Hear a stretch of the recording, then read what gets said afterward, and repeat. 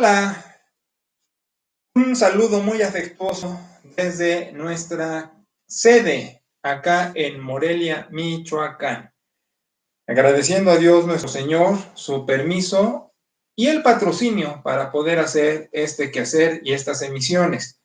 Y agradeciéndole a nuestra hermosísima colaboradora Nelly, que siempre dispuesta está acompañándonos atrás de cámaras para la realización de esta transmisión. Muchas gracias, hija. Bien. Soy su servidor Sergio Mario Valle Ruiz, pastor de la Iglesia Cristiana Evangélica Bautista Linaje Escogido de Morelia, Michoacán, mandando esta transmisión, por supuesto a Morelia, pero a las extensiones de nuestra iglesia que estando en distintas partes del país, pueden también reenviar esto a familiares y amigos para su progreso en el camino espiritual y esperando que todo esto tenga una contribución a sus vidas. Mucho gusto de saludarlos. La lección de ahora del material Nueva Vida en Cristo, que es la lección 6 y en los contenidos por escrito le dicen paso 6, se llama Dios me habla, con la advertencia de que sí estoy usando de guía la nomenclatura, los nombres de las lecciones, pero como ya se habrán dado cuenta quienes están de ratito con este quehacer, siguiéndolo en las transmisiones, no estoy siguiendo al pie de la letra la hoja de los contenidos porque le hago adaptaciones, adecuaciones a mi entender en mi peregrinaje académico y pastoral. Por eso, aunque la cito, realmente es otra clase a la que está en las hojitas, aunque me baso en el título, ¿verdad? Y más o menos puedo tomar una que otra cosa de la hoja, pero más es sobre todo lo que acabo de decir. Bien, entonces, para hablar de Dios me habla, primero voy a hacer un par de observaciones. La primera, Dios no está limitado para hablar a través de las puras escrituras. Puede hacerlo de N modos. Ahora, aquí existe el riesgo de que hay gente que toma esto de una manera que voy a llamar que rebasa la lógica y que se va a extremos, como decir, por ejemplo, que Dios le habla en sueños, o que Dios le habla en voz audible, o que Dios le da ciertas indicaciones, o que lo inspira para algo en particular. Yo tengo muchas reservas con eso, porque yo me subordino a lo que las escrituras mandan como una dirección, mandan como paradigmas, como moldes, y brincarse esos moldes, pues es realmente muy arbitrario, es demasiado audaz. Esto lo digo porque aunque hay mucha gente sincera y de buena fe que sirve a Dios en distintos púlpitos, algunos de ellos, aun con su buena fe, podrán tener equivocaciones respecto a hablar de esto. Le decimos en teología revelación, ¿sí? De cómo Dios se hace conocer. Entonces, en base a eso, yo siempre tengo precaución de quienes dicen y qué dicen acerca de Dios, porque esas frases como Dios me dijo o entiendo que Dios quiere y esas cuestiones, soy muy, muy suspicaz porque Dios no tiene hoy día voceros para que en su nombre estén hablando por él. Cuidado con eso. Lo que mejor podemos hacer quienes trabajamos la Biblia es decir, yo ofrezco un contenido que creo basado en las escrituras por estas razones y que no va en contra de cuestiones, voy a llamar, lógicas. Por ejemplo, si alguien dice desde un púlpito que Dios pide que le den dinero para él, pues yo tengo mis reservas, o que puede cohabitar con mujeres de la iglesia, yo tengo mis reservas, o que la gente haga cosas fuera de lo cotidiano, de lo normal, pues yo tengo muchas reservas. Ahora, nosotros diríamos, bueno, eso es lógico. Sin embargo, ha habido gentes que siguen a gente carismática que habla dizque en nombre de Dios y dice una sarta de barbaridades. Entonces yo por eso digo, lo que Dios nos va a pedir no va a ser algo que vaya contra el sentido común. Por ahí empezamos. Aunque pueden ser planteamientos voy a decir extraordinarios, como a mí yo entendí que quería que les sirviera. Viendo tantas limitaciones de mi parte, se me hace extraordinario que haya querido que yo les sirviera, pero no es ilógico. Ilógico hubiera sido que me hubiera pedido que yo dijera que fuera nadando cruzando el océano Atlántico. Entonces yo digo, sí, eso es un disparate. Con esos ejemplos que rayan hasta en lo absurdo, estoy tratando de ilustrar que lo que Dios pide no va a ir en contra de la lógica, por más extraordinario que sea, y que debemos estar subordinados a la Escritura, que va a dar parámetros. Pero viene mi segunda observación. Para trabajar la Escritura también se requiere, voy a decirlo así, se requiere ciencia. ¿Y qué ciencia? Es la hermenéutica. Hermenéutica es la ciencia de interpretación de literatura, de material escrito. Aunque algunos también agarran la hermenéutica para hacer interpretación fuera de lo que está escrito, pero yo voy a usarlo así. Y en lingüística decimos, hay metodología para saber interpretar. Eso es muy, muy importante porque mira, ahora vamos a hablar de Dios me habla y vamos a hablar de Biblia, pero hablar de Biblia es hablar de una biblioteca. De hecho, la palabra biblios o biblión puede ser el nominativo o el acusativo, biblios o biblión, significa biblioteca. Y eso es una biblioteca. Entonces, como si tú entraras a cualquier biblioteca pública y hay muchos tomos de muchas disciplinas, de muchos autores, pues hay que saber qué vas a leer, porque no vas a leer un diccionario, por ejemplo, de la A a la Z, ni vas a leer en una biblioteca lo primero que agarres y te vas a ir cronológicamente. Eso es absurdo. Entonces, esto también es una biblioteca. Entonces, tiene libros de historia, tiene libros de poesía, tiene libros de narración, tiene libros de biografía, tiene libros de lógica, tiene libros de alegoría, tiene libros de biografías. Entonces, tiene demasiado contenido y hay que saber qué abordo. También tiene distintos autores y también tiene distintas épocas y distintas geografías y distintas costumbres y distintas culturas y arqueologías y todos esos etcétera. Lo que digo es, no se puede agarrar la Biblia arbitrariamente al tin marín de dopingüe a ver qué me está diciendo Dios. Cuidado con eso porque ya raya en la superstición. Uno por querer ser espiritual y por querer buscar a Dios, a veces es más supersticioso que los que dicen que el gato negro trae mala suerte, porque al abrir la Biblia al azar y poner un dedo, o abrirla sin el sentido de que tiene cronología. Por ejemplo, el primer libro de la Biblia que se escribe es Job, y Job cronológicamente no está al principio, empieza con Génesis. Entonces, hablo de que hay que entender cómo se aborda la Biblia. Y para eso, pues hay escuela. El punto aquí es que mucha gente dice, no, Dios me dirige y me ilumina con su Espíritu Santo para entender la Biblia. Yo digo que en principio es verdad eso. Sin embargo, la consecución de esa afirmación lleva a lo que acabo de decir. Aunque el Espíritu Santo me dirija, si yo entro a una biblioteca y agarro un tomo de astronomía, sin tener la menor idea de qué es astronomía, no lo voy a entender, por más que el Espíritu Santo me esté dirigiendo. Entonces, igual, si yo agarro cualquier estilo literario que no tengo la habilidad de saberlo abordar o no tengo la instrucción, pues voy a estar en la calle. Por eso mucha gente ha agarrado la Biblia en muchos pasajes de manera literal y eso es una enorme confusión, porque la Biblia trae verdades que son transculturales, sirven para todo tiempo su aplicación, pero alrededor de esa verdad transcultural existe la historicidad y ahí están las costumbres, está el lenguaje, está el contexto, están las experiencias de lo que vivía cierta gente en cierto lugar. Y eso no puede ser un principio transcultural, eso se queda allí con esa gente. Rescató el principio, el resto se queda allí.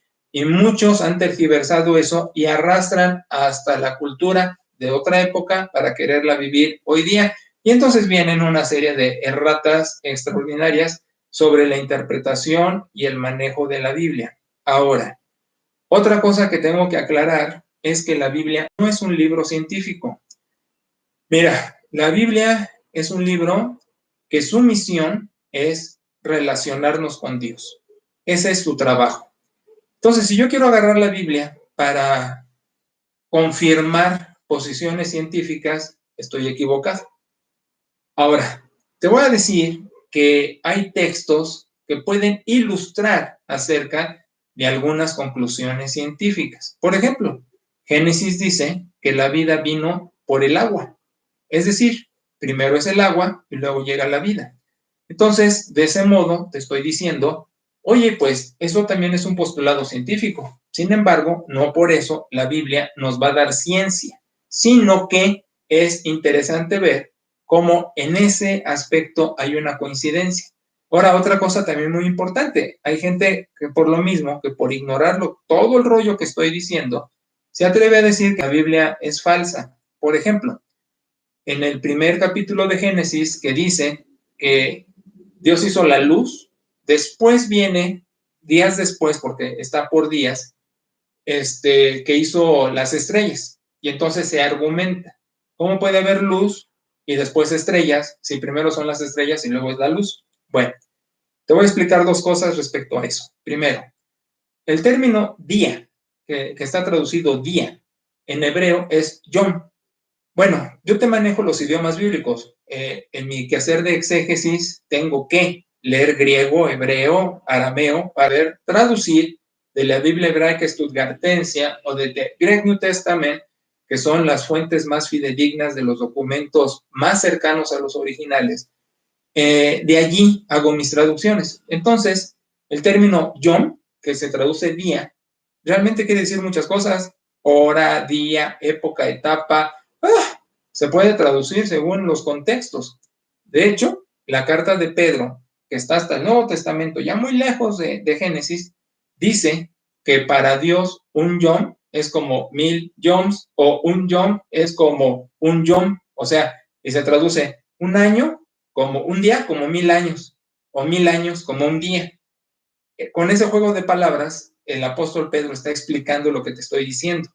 Yom no se traduce día de 24 horas necesariamente. Entonces, la creación fue evolutiva y fue por etapas. ¿Cuánto duró cada etapa? Sepa. Se nos dice el Yom. Pero la otra cosa que te quiero decir es esta. Cuando dice Dios, Vayehior, que quiere decir sea la energía, muchos traducen luz, yo traduzco energía, energía, porque es calor y es luz. O sea, en hebreo no dice energía porque esa palabra no existía, pero describe tanto calor como luz, y nosotros sabemos que la energía es lumínica o calorífica. Entonces, lo que se tiene que traducir en ese versículo es Vayehior, y Dios hizo la energía. Y entonces decimos, oye, pues tampoco está tan desatinado, porque la ley de la termodinámica dice que la energía no se crea ni se destruye, solo se transforma. Bueno, pero aquí sí se creó, porque Dios la hizo. Pero con eso contesto que la energía, que puede ser lumínica y calorífica, o que es lumínica y calorífica, es el inicio y después vienen las estrellas. Entonces, te digo, trabajar Biblia es interesante, es accesible para todos, entendiendo lo que cada quien puede leer en esa accesibilidad, como los niños. A un niño no le das un tomo de Julio Verne al principio. A un niño le das primero una caricatura de la pequeña Lulú o del Pato Donald para que después pueda leer Julio Verne y después pueda leer otras obras. ¿Me explico? Entonces, la Biblia es accesible según el nivel de la persona y decirle qué puede ir leyendo. Si no tienes mucha experiencia con Biblia, por ejemplo, te recomendaría empezar a leer Salmos, que son sentimientos de las personas y cómo ven la vida y a Dios en sus sentimientos, o Proverbios, que Proverbios, como dice su nombre, son sentencias cortas que describen cuestiones prudentes para conducirnos en la vida. Entonces te recomendaría eso para empezar, si no tienes trato con la Biblia. Entonces, cuidado con eso, porque también hay gente que cuando empieza alguien a leer Biblia, le dicen, lee el Evangelio de Juan, y no saben que el Evangelio de Juan es de los más difíciles porque es totalmente alegórico. Y alegórico quiere decir que habla a través de símbolos. Y si no conoces estos símbolos, pues estás perdido o confundido, ¿sí? Entonces, bueno, para leer Biblia, pues tiene su procedimiento y mejor acercarse a quienes puedan ayudarnos a ello, que luego te voy a decir, hay gente muy linda y de muy buen corazón, pero torpe e ignorante y puede confundir con el manejo de Biblia. Ahora, hablando de todo esto, te digo, la Biblia no es un libro ni misterioso, ni que habla del futuro y que trae así las profecías como hasta en películas han salido. Sobre todo este famoso Apocalipsis. Mira, Apocalipsis es una palabra griega que quiere decir ir descubriendo, como cuando abres una cortina que se va descubriendo la ventana.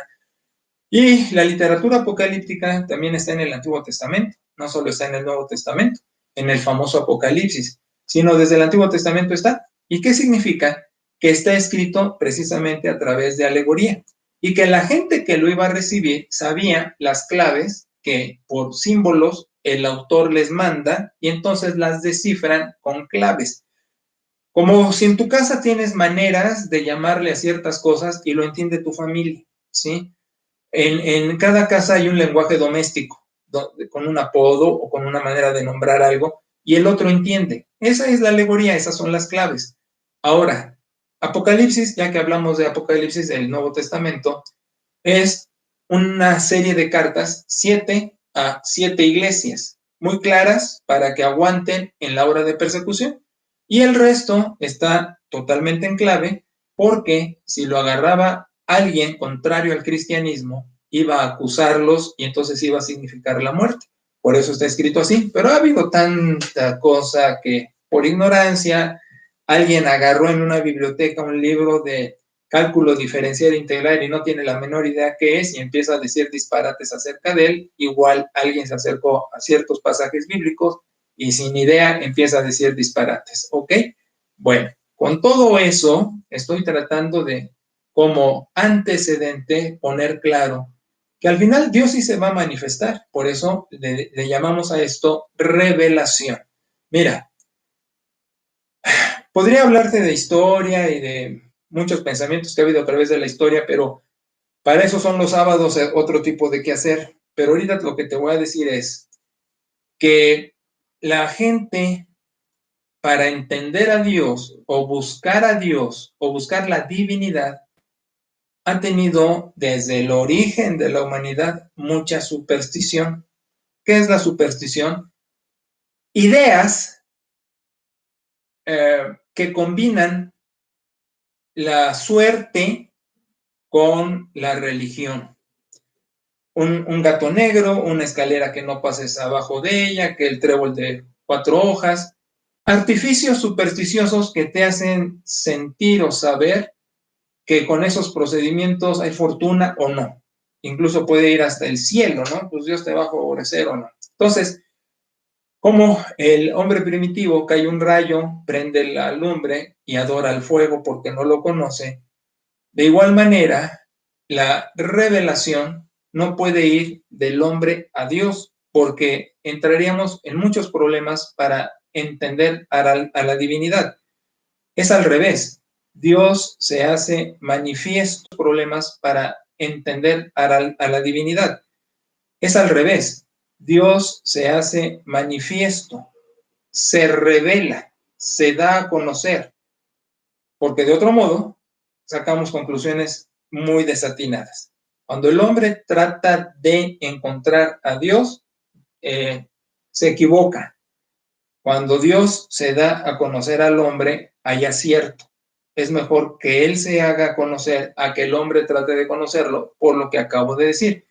Acabaríamos atrapados en la telaraña de la superstición. Ahora, ¿cómo se da a conocer Dios? En teología decimos de 3 modos. Le llamamos manifestación, le llamamos inspiración y le llamamos iluminación. ¿Qué son estas 3 cosas? Manifestación es que Dios, de alguna manera y sutilmente, yo diría hasta discreto, hace saberse. Por ejemplo, a través de la misma naturaleza, debería uno decir, oye, Dios me está regalando un paisaje bien bonito en un amanecer, en un atardecer, no sé.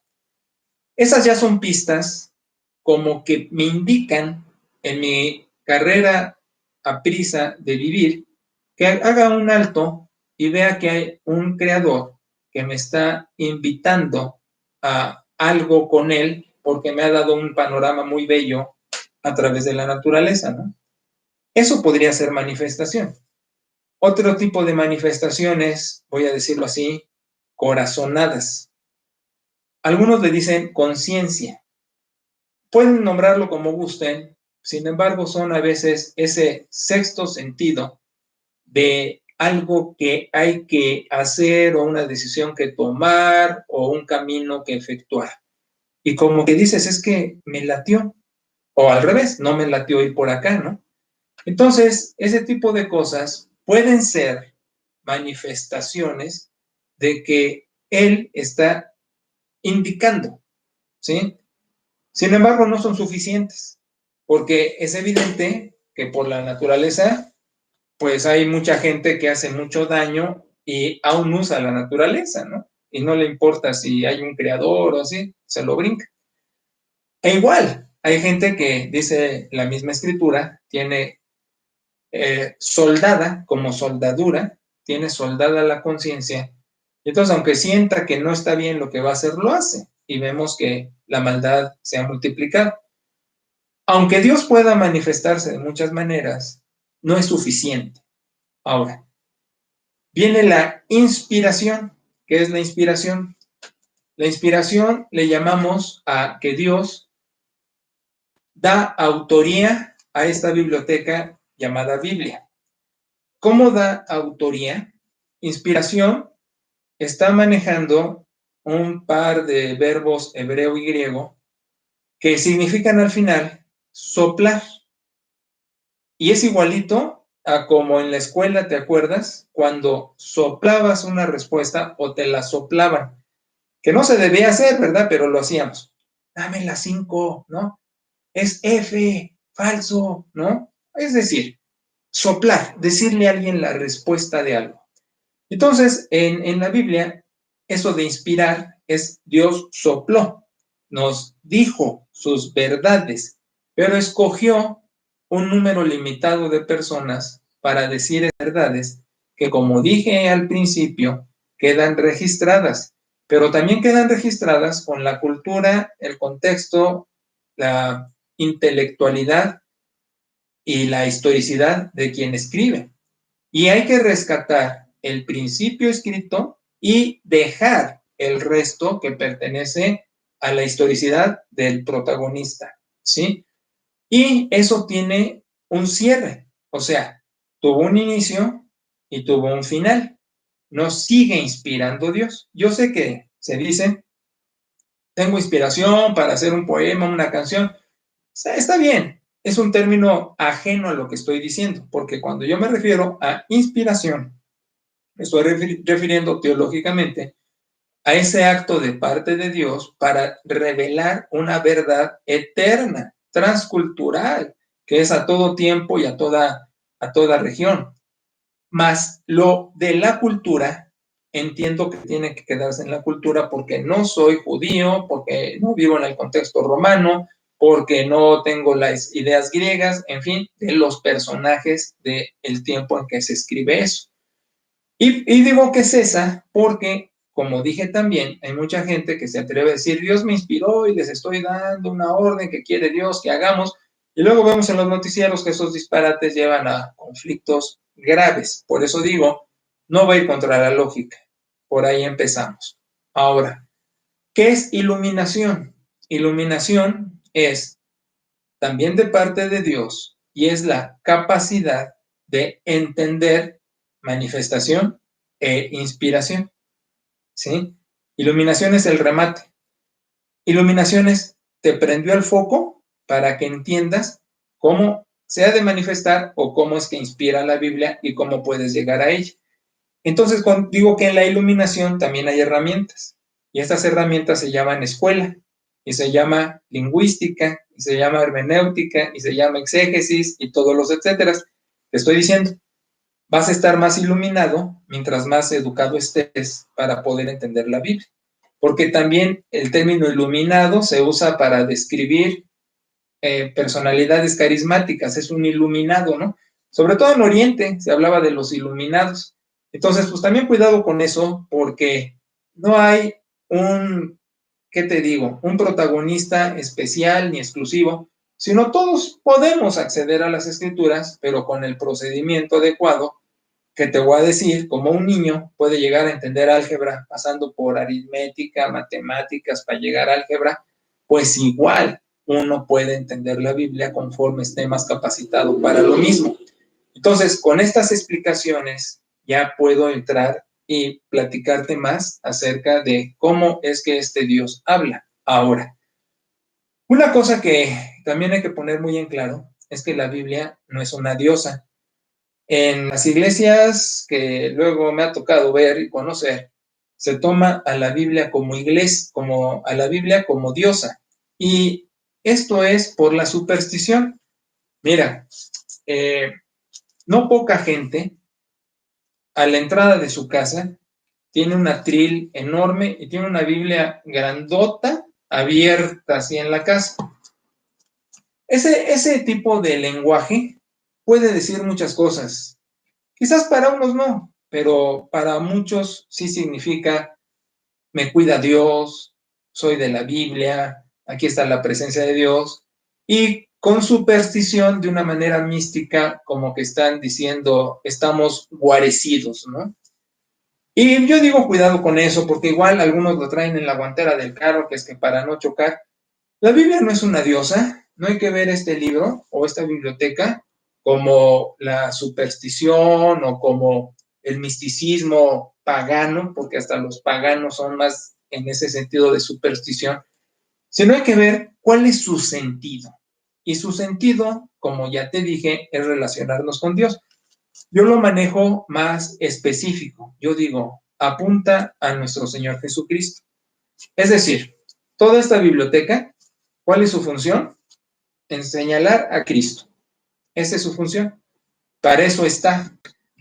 Señalar a Cristo quiere decir que uno descubra a través de la Biblia, así se está revelando Dios, que Jesucristo es el Hijo de Dios que se encarna para vivir unos años en este mundo, pero para morir en una cruz voluntariamente, para pagar nuestros pecados, resucita al tercer día, asciende a los cielos con poder, y lo que quiere es que yo le abra mi corazón para que sea mi Salvador y mi Señor, reconociendo que ha pagado en la cruz mis pecados y que me subordino a su señorío para ya no vivir yo en independencia de Dios, sino vivir sujeto a Dios y a su preciosa voluntad, que no es gravosa. Te acabo de decir, Dios no va a pedir cosas ilógicas ni absurdas, va a pedir que seas buen ciudadano, buen deportista, buen trabajador, buen papá, buen esposo, buen hijo, bla, bla, bla, cosas que te van a hacer bien. Y todo lo que acabo de decir es la función de la Biblia. Conoce a Cristo, Él es el Salvador, para eso está. ¿Me explico? Entonces, hago esa advertencia porque en la universidad, bueno, en las escuelas superiores, hay disciplinas donde se lee la Biblia, donde se estudia, pero no con lo que acabo de decir, sino como historia, filosofía, cultura, bla, bla, bla, bla, bla, bla, bla, o para atacarla, para desacreditarla. Todo esto es para que me entiendas cómo estamos abordando el tema de Biblia, que te voy a decir, casi te voy a decir, en el 99% de las iglesias no se aborda así, sino se aborda de manera supersticiosa, se aborda de manera sin contenido, se aborda de manera, yo diría hasta infantil, porque te van a decir de la Biblia pues un montón de cosas al revés de lo que te estoy diciendo. Y mira, no es para levantarme el cuello, sino es para, con pena, decir qué falta nos hacen las iglesias, contenidos de calidad para que la gente se instruya y no esté nada más de manera artificial construyendo una fe, ¿sí? Gracias a Dios por el privilegio de las herramientas académicas, sobre todo de su dirección, que tanta falta hace en mucho liderazgo en las iglesias hoy día. Con gente buena y que ama a Dios y que le sirve de corazón y que es intachable, pero carece de academia. Bueno, entonces, ¿qué más te digo de esto? Mira, te voy a decir también otra cosa que tenemos que considerar. Yo no le llamo a la Biblia palabra de Dios, y te voy a decir por qué. Porque la palabra de Dios exclusiva, con eso digo única, es nuestro Señor Jesucristo. Dice la Escritura en varios lados, pero cito sobre todo el Evangelio de Juan, en el primer capítulo, cuando dice, la palabra estaba con Dios porque la palabra es Dios. La palabra es Dios. Juan está hablándonos de cómo es que se da la encarnación de Cristo. Ya no hablo de Padre, Hijo, Espíritu Santo, porque ya lo he hablado en otras ponencias. Y acabo de hablar del Espíritu Santo. Entonces ahora lo que me voy a limitar a decir es, Dios se encarna y eso le llama Juan, la palabra se encarna. Ahora, el apóstol Pablo, en la carta a los Colosenses, igual capítulo 1, dice que por la palabra de su poder, hablando de Cristo, sostiene el universo. El Cristo cósmico, le decimos así en teología, el Cristo resucitado y ascendido a los cielos, entronado, entronizado y glorificado, el Cristo cósmico sustenta el universo. Y dice el apóstol Pablo que es por la palabra de su poder. La palabra ejerce el poder de Dios. Y en el libro de Génesis, en el primer capítulo, siempre para crear cualquier cosa, decía Dios, hágase la luz, sea el agua, sea esto, sea lo otro, etcétera. La palabra como agente creador. Y entonces está diciendo también Colosenses que por la palabra de su poder las cosas llegaron a ser. Con todos estos términos, te estoy diciendo que la palabra exclusiva y única de Dios es nuestro Señor Jesucristo, porque es como Dios se da a conocer. Dice la carta a los Hebreos en el capítulo 1 que Dios habló de muchos modos y habló a los profetas lo que te acabo de decir por inspiración que quedó registrado. Dice, pero lo más excelente de todo es que Dios ha hablado a través de su Hijo, de nuestro Señor Jesucristo. Y entonces, con eso y más, pero vamos a dejarlo aquí, te estoy dando la instrucción de que la palabra de Dios única y exclusiva es nuestro Señor Jesucristo. Por eso yo a este tomo no le digo palabra de Dios, pero sí le digo palabras en plural que apuntan a la palabra de Dios. Mi hijo Checo dice, es la palabra escrita que apunta a la palabra encarnada. Es correcto. Puedes usar cualquiera de estos dos términos. Palabra de Dios es Cristo y las palabras de Dios en la Biblia apuntan a Cristo, o la palabra escrita apunta a la palabra encarnada, que es nuestro Señor Jesucristo. Esto lo hago para hacer la distinción de que este libro no es Dios. Ahora, aquí hay otra cosa muy importante. Y aquí mucha gente en las iglesias se ha jalado de los pelos unos contra otros porque unos se ofenden y lo toman muy a pecho, pero te voy a decir. La escritura, por eso puedo decir mejor sagrada escritura, ¿sí? Palabras que apuntan a la palabra, palabras de Dios que apuntan a la palabra. La sagrada escritura no va a ser tal hasta que yo decida que lo es. Mira, mucha gente, te digo que aquí se agarra del chongo porque dicen, es que esto, aunque yo no lo crea, son las palabras de Dios.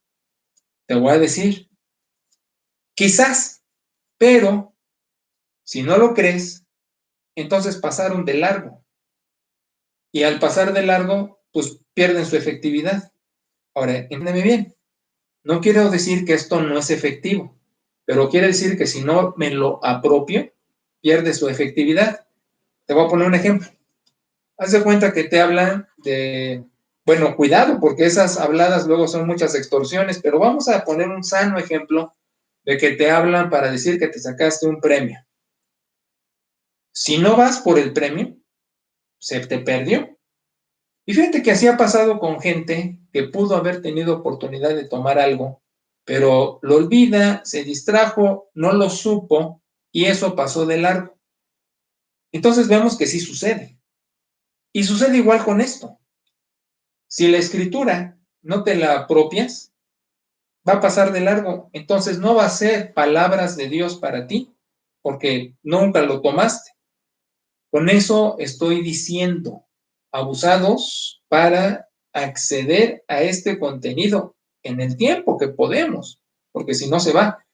Te acabo de decir que en las escuelas de nivel superior es un libro de texto, pero para entender filosofía, para entender historia, para entender sociología, muchas cosas se usan en las escuelas, en ciertas carreras, en ciertas disciplinas, y por eso se emplea la escritura, la Sagrada Escritura. Pero ahí no terminan diciendo, sí, ya me relacioné más con Dios, conozco a Cristo como mi Salvador, sino simplemente están viendo su historicidad y los aspectos filosóficos que pueden extraer de la misma. Pero entonces no fue las palabras de Dios para su vida, y simplemente es un tomo más de estudio. Por eso sí te estoy diciendo que esto llega a ser las palabras de Dios cuando tú le das el crédito y el lugar en tu vida, si no pasa de largo. Y por eso insisto que lo importante de este material es conectarse con Dios a través de la fe en nuestro Señor Jesucristo. Ahora, hablando de eso, también tengo que decirte que hay cosas en la Escritura que uno va a aceptar por fe, porque no podemos comprobarlo. Por ejemplo, acerca de nuestro Señor Jesucristo, el único material que tenemos por escrito son las biografías, conocidas como evangelios. Fuera de eso, no tenemos en la historia universal ninguna otra literatura que nos hable acerca de Jesús. El autor Flavio Josefo, un historiador judío contemporáneo del apóstol Pablo, en uno de sus libros menciona a este Jesús palestino que fue muerto en una cruz, pero es un texto espurio. Espurio quiere decir un texto que no pertenece al libro, que no lo escribió Flavio Josefo, sino que alguien lo puso. Entonces, al decir es espurio, decimos, pues, ni siquiera el historiador contemporáneo de Pablo lo menciona. Ahora, ¿quiere decir que Jesús no estuvo? No, para nada quiere decir eso. Pero no hay manera de comprobarlo, más que por lo que está en los evangelios. Entonces, eso, cuando tomo mi decisión de que la Biblia es efectiva para mí, porque digo, pues yo creo lo que está diciendo y lo acepto por fe. Ahora, los judíos, he tenido amigos judíos, rabinos, etcétera, sí le dan crédito a la historicidad de Jesús. Y tú sabes que los judíos no creen que es el Hijo de Dios ni que se encarnó, pero sí le dan crédito, sí saben que hubo un Jesús histórico. ¿Cómo? Ellos tendrán sus fuentes. Pero para mí no es necesario que ellos le den historicidad. A mí me basta que las biografías, los evangelios, me dan biografías del Cristo histórico. Otro ejemplo es el relato del Génesis, adrede de la creación. Mira, en teología tenemos una palabra para ver eso. Le decimos mito. Ahora, tú tienes que entender que la palabra mito es palabra griega y quiere decir mentira. Por eso la palabra compuesta mitología quiere decir las leyendas, ¿no?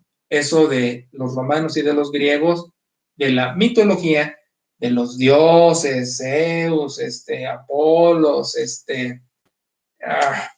N cantidad de deidades que había, ¿no? Pero en teología, el término mito no se emplea para decir mentira.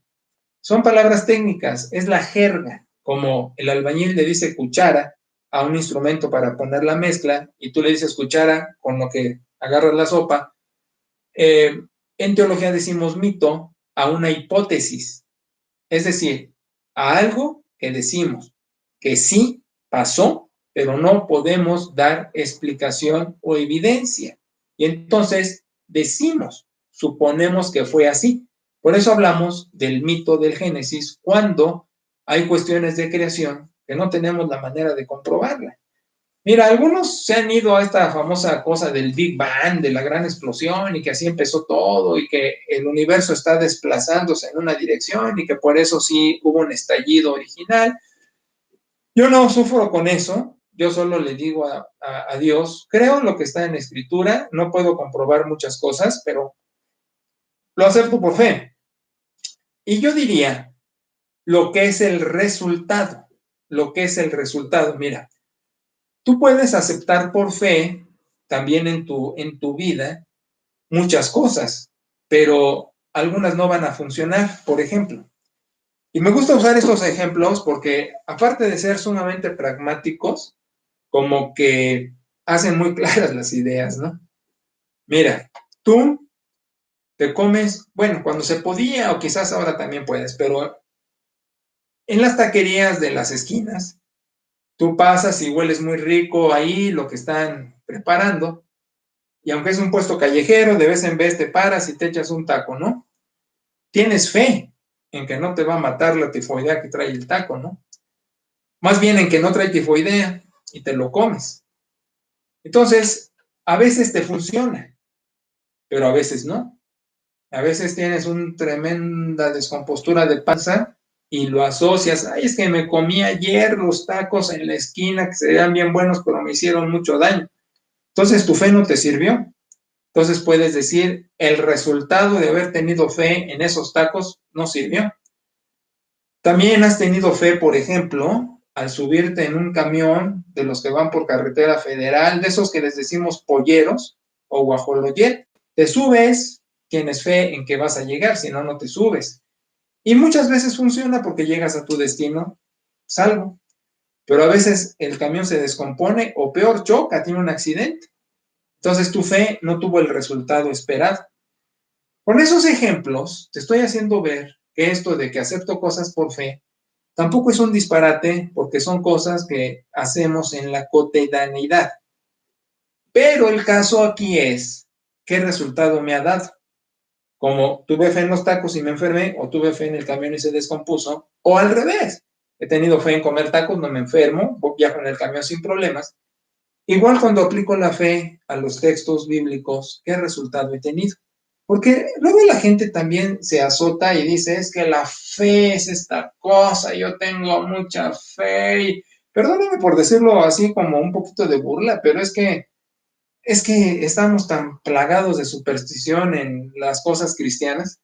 Porque yo te voy a decir otra cosa, no se necesitan las toneladas de fe, eso también es un error. Es la calidad de la fe. Mira, igual que con los tacos, si tuviste una enorme fe, pero la carne estaba descompuesta, te vas a enfermar. O al revés, si comiste tu taco sudando, tembloroso, aterrado, pensando que te iba a matar la tifoidea y no te enfermas, te lo comiste al fin. Pasa lo mismo con la fe aquí en la Biblia. Por eso yo no hago distinción de fe, en ciertos casos es de un modo, de otros es de otro. Es la misma, es la que usas para comerte un taco en la calle como para leer un pasaje bíblico. Es el resultado y no necesitas la enorme cantidad, simplemente aplicarla. Si tú dices, caray, tengo mis reservas de esto de Jesucristo y de que entre en mi corazón, pero dice la Biblia que si lo hago viene a mi vida y lo creo así de chiquitito, de poquito, ya sirvió. Igual si dices, ay, tengo miedo de salir a la calle y de hacer cosas, pero aquí dice la escritura que Dios me va a acompañar y me va a cuidar, pero a pesar de mis grandes dudas y tengo una fe de este tamaño bien chiquitita, como grano de mostaza, dice el texto, ¿no? Ya la hiciste, porque esa fe mueve montañas. O sea, no importa la cantidad, importa la calidad, y cuando la aplicas a Cristo, ya la hiciste. Por eso, repito, no necesitas la gran cantidad de fe ni las toneladas de espiritualidad. Tú puedes acercarte a las escrituras con tus problemas personales, con tus crisis existenciales, y Dios te va a ayudar porque vas a aplicar lo que vas a encontrar allí. Y es más, hasta puedes decirle, ayúdame porque lo cuestiono. Hay un pasaje que me encanta en el Evangelio de Lucas precisamente, que llega un cuate y le dice a Dios, a Jesús, al Cristo histórico, oye, rescata a mi hijo, mira esta bronca que trae. Porque primero le dijo, ¿puedes? Y Cristo le dice, ¿cómo que si puedo? Pues soy yo merengues. Entonces le dice, pues hazlo. Y le dice este cuate, pero ya, la verdad, yo soy muy suspicaz. ¿Me puedes ayudar con eso? Y Jesús batea un doble, llega a segunda base porque le dice, tanto lo curo como te ayudo en tu duda. Entonces, te digo, este Dios es tan maravilloso que tú no tienes que llegar como la gran cosa y con la gran cantidad de fe. Tú puedes llegar con tus crisis, con tus problemas, con tus errores, con tus desaciertos, con tus dudas, con tu incredulidad.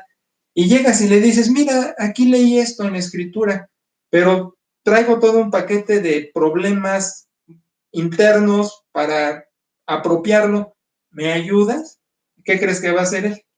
Porque todo viene de él, no viene de ti. Cuando la gente dice, yo tengo mucha fe, yo le digo, ay, pues qué bueno, felicidades. Aquí el asunto es, todo viene de él, todo viene de él, mucha, poca, todo viene de él. Entonces, como llegues a la escritura, Dios va a hacer cosas por ti. Y adrede de eso que estoy terminando, así vamos a empezar la siguiente clase, si Dios nos presta permiso, para decirte qué cosas puede hacer por ti que encuentras en las Sagradas Escrituras. Lo primero es lo primero, que encuentres a Jesucristo como tu Salvador y Señor. Y ya con eso, pues ya vienen todos los pilones que la Escritura generosamente presenta para ir caminando en tu vida con la presencia de Dios. Bien, ha sido un placer dirigirme a ustedes. Que tengan bonitos días y que Dios siga acompañando y asistiendo a todos. Mucho gusto. Hasta la próxima.